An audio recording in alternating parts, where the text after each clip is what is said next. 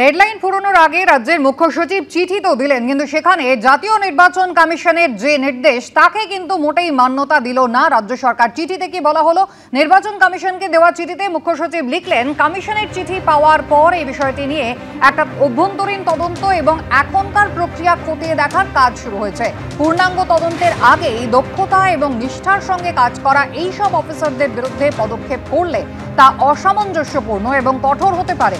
এর ফলে শুধু এদেরই নয়, ভোটের কাজের দায়িত্বে থাকা অন্য অফিসারদেরও মনোবল ভেঙে যাবে। শেষে লেখা হয়েছে, প্রথম পদক্ষেপ হিসেবে ময়নার ARO সুদীপ্ত দাস এবং ময়নার ডেটা এন্ট্রি অপারেটর সুরজিৎ হালদারকে নির্বাচন সংক্রান্ত সমস্ত কাজ থেকে সরিয়ে নেওয়া হয়েছে।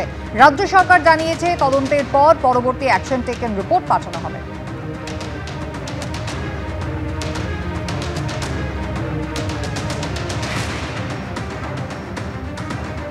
আপনারা জানেন যে জাতীয় নির্বাচন কমিশন মুখ্য সচিবকে যে চিঠি পাঠায়, সেখানে 4 অফিসারকে সাসপেন্ড করার যে সুপারিশ করা হয়েছিল, যে নির্দেশ দেওয়া হয়েছিল, সেই নির্দেশ কিন্তু মানল না রাজ্য সরকার। যে 4 অফিসারকে সাসপেন্ড করার সুপারিশ করেছিল তারা হলেন বারুইপুর পূর্ব বিধানসভা কেন্দ্রের ARO দেবোত্তম দত্ত চৌধুরী, সহকারী ARO তথাগত মণ্ডল, ময়না বিধানসভা কেন্দ্রের ARO বিপ্লব সরকার ও AIRO সুদীপ্ত দাস। এই 4 জন আধিকারিক ছাড়াও casual data entry operator Surajit হালদারের বিরুদ্ধেও FIR দায়ের করার সুপারিশ করেছিল কমিশন।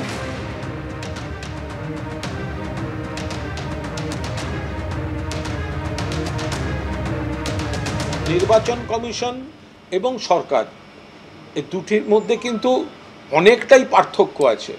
নির্বাচন কমিশন যখন পুরোদস্তুর তার নির্দেশনামা, তার কোনো বার্তা, এগুলো কার্যকর করার বিষয় আসে, তখন তো ইলেকশনটা ঘোষণা হতে হয়।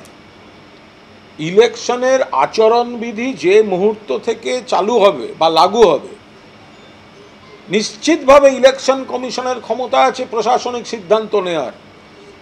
কিন্তু যখন নির্বাচনী আচরণবিধি চালু হয়নি, লাগু হয়নি, তার অনেক দেরি আছে, তখন থেকে নির্বাচন কমিশন একে সরাও, ওকে এই করো, তাকে তাই করো, এগুলো বলতে পারে না।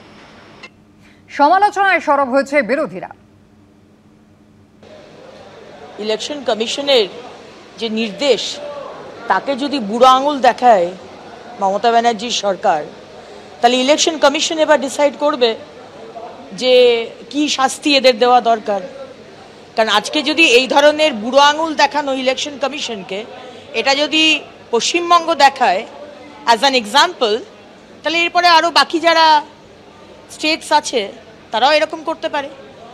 সুতরাং এই ধরনের সরকাররা যারা স্বচ্ছ ভোটার লিস্ট কিছুতেই যাতে না হয়, বাংলার মানুষ বলুন আর ভারতবর্ষের মানুষ বলুন, তার জন্য তারা যা কিছু করতে রাজি আছে, তাদেরকে দৃষ্টান্তমূলক শাস্তি দেওয়া হোক। ওদের কাছে তো প্রাণভোমরা তারা যারা নির্বাচন প্রক্রিয়াটাকে ভিসিয়েট করবে। ফলে কিছুতেই নির্বাচন কমিশন বললেও রাজ্য সরকার তাদের সরাতে রাজি না, কারণ এরা চলে গেলে গুটি নড়ে যাবে। রাজ্য সরকারের ইনফ্রাস্ট্রাকচার, কেন্দ্রীয় সরকারের ইনফ্রাস্ট্রাকচার নিয়ে এদের কাজ করতে হয়। এখানে কতগুলো হার্ড অ্যান্ড ফাস্ট রুল আছে। আপনারা জানেন, সৌমেন মিত্রকে এখানে পুলিশ কমিশনার করে দিয়েছিলেন আদার ইরেগুলারিটি ছিল বলে নির্বাচন কমিশন। নির্বাচন হয়ে গেছে, নির্বাচন হয়ে যাওয়ার পর ওই পুলিশ কমিশনারকে রাজ্য সরকার সরিয়ে দিয়েছে। আপনি জানেন, একটা বাই ইলেকশন যখন হয়, একটা জুরিসডিকশন নির্বাচন কমিশনের আওতায় থাকে। সেই জায়গায় যদি ইললিগাল কোনো কিছু ক্যারি হয়, কোনো আর্মস, কোনো ড্রাগস, কোনো পয়সা করি, তাহলে সেটাকে তারা সিজ করতে পারে। তার বাইরে যেটা হয়, সেই বাইরেটা নির্বাচন কমিশনের হাতে থাকে না।